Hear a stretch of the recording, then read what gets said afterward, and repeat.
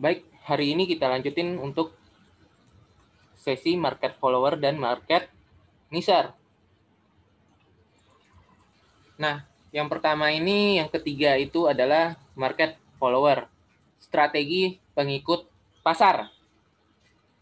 Nah, strategi ini perusahaan tidak melakukan serangan, tetapi berusaha mempertahankan pelanggan dengan menonjolkan sifat khasnya. Mereka dapat tenang dan tidak menimbulkan gejolak. Makanya disebut pengikut pasar, bukan penantang maupun pemimpin pasar. Contoh penantang pasar yang mengejar pemimpin pasar bahkan melampauinya.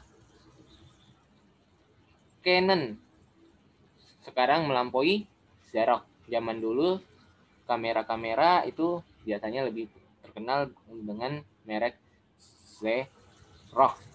Toyota lebih terkenal daripada General Motor. British Airways sekarang melampaui pendahulunya Panam. Berikut ada 3 strategi pengikut pasar. Nah, yang pertama cloning, mengikuti produk, distribusi, dan iklan dari pemimpin pasar. Cloner tidak memulai apapun, namun hidupnya seperti parasit dari investasi pemimpin pasar. Contohnya Apple, komputer, dan jam Rolex punya banyak masalah dengan pemalsu, terutama di bagian timur. Biskuit Oreo bisa disebut sebagai cloner dari Oreo. Yang kedua, imitator. Imitator ini berarti imitasi ya, meniru beberapa hal dari pemimpin pasar, namun masih membedakan cirinya dalam kemasan, iklan, harga, dan lain-lain. Pemimpin pasar biasanya tidak terganggu oleh imitator, selama imitator ini tidak menjadi penantang yang menyerangnya.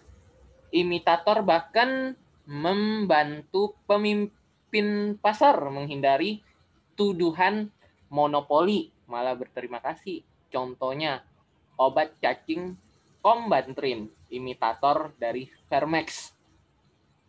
Alfamart 1988 dia berdirinya. Imitatornya Indomaret 1999. Jadi duluan Alfamart ya, dilihat sejarahnya. Adapter. Adapter ini berarti beradaptasi, mengikuti produk pemimpin, lalu mengadaptasi dan kadang-kadang diperbaiki. Adapter mungkin memilih pasar yang berbeda untuk konfrontasi langsung dengan pemimpin pasar. Namun sering adapter menjadi penantang. Contohnya perusahaan Jepang mengadaptasi dan memperbaiki produk yang dikembangkan oleh dunia barat. Equil mengadaptasi Aqua. Market nicher. Market nicher alternatif dari pengikut dalam pasar besar adalah menjadi pemimpin dalam pasar kecil atau ceruk pasar. Perusahaan kecil ini umumnya menghindari persaingan melawan perusahaan besar dengan mengarah ke pasar yang kecil yang tidak menarik perusahaan-perusahaan. Beberapa spesialisasi yang dipergunakan. Yang pertama itu spesialisasi pemakai akhir. Perusahaan ini mengkhususkan diri melayani pengguna akhir. Contohnya, pengacara dapat mengkhususkan untuk kasus hukum perdata, hukum pidana, maupun hukum dagang. Padahal pengacara bisa melayani semua hukumnya, baik perdata, pidana, maupun dagang. Jadi mereka bisa melayani kasus-kasus ketiga kasus tersebut. Tapi ada pengacara yang mengkhususkan, saya maunya perdata aja, saya maunya pidana saja, saya maunya hukum dagang saja. Yang kedua, spesialisasi pesanan, job shop spesialis. Perusahaan membuat produknya berdasarkan pesanan masing-masing pelanggan. Contohnya seperti tailor, penjahit, arsitektur, dan toko-toko furniture. Yang ketiga, spesialis ukuran pelanggan. Perusahaan hanya menjual kepada beberapa pelanggan saja. Contohnya PT Anda Rila Plastik khusus untuk PT Aqua Golden Mississippi. Jadi kemasan-kemasan PT Aqua diproduksi oleh PT Anda Rila. Yang keempat, spesialis geografis. Perusahaan hanya menjual di daerah tertentu.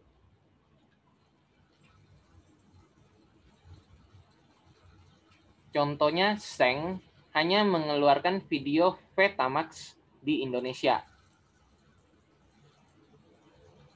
Terus apalagi geografis? Shell hanya menjual di daerah-daerah Pulau Jawa, kebanyakannya Jakarta, Surabaya, Bogor, dan yang daerah-daerah padat penduduk. Sedangkan untuk di daerah-daerah Sumatera, Kalimantan, Sulawesi, mau apalagi Papua, Shell masih jarang ditemui, bahkan tidak ada. Terus yang kelima, spesialis produk atau lini produk. Perusahaan hanya membuat satu produk. Contohnya, Rodenstock hanya memproduksi kacamata dan lensanya saja. Intel hanya memproduksi chip komputer saja. Yang keenam, spesialis jasa. Perusahaan menawarkan jasa yang tidak ditawarkan perusahaan lain. Contohnya perusahaan-perusahaan cleaning service, perusahaan parkir khusus untuk jasa parkir, perusahaan cleaning service khusus untuk cleaning service.